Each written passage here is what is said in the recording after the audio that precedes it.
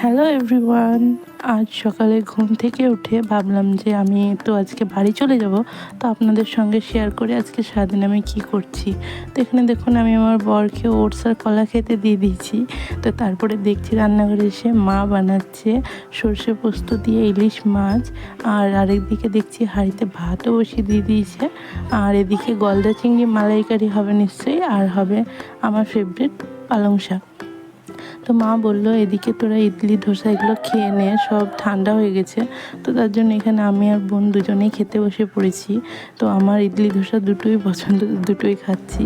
তো বোন এখন থাকবে আর আমি আর আমার বর দুজন চলে যাব শ্বশুরবাড়ি।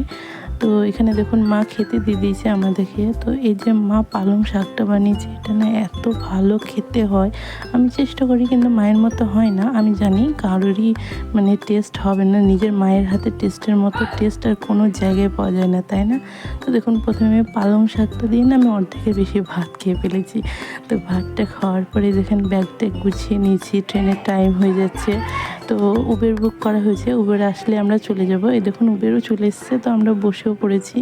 তো বসে কলকাতার রাস্তা দেখতে দেখতে স্টেশন যাচ্ছি। তো স্টেশন না আমরা অনেক আগেই পৌঁছে গেছিলাম, তো আপনাদের সঙ্গে সেটা শেয়ার করা হয়নি। তো দেখুন স্টেশনে পৌঁছে না যখন ট্রেনটা ছাড়লো তখন আমার মনে পড়লো এ মা আজ তো আমি ব্লগ করছি, তো এইটুকু আপনাদের সঙ্গে দেখিয়ে দিলাম। তো দেখুন এদিকে আমি বসেছি, ওদিকে আমার বর বসেছে। তো চলুন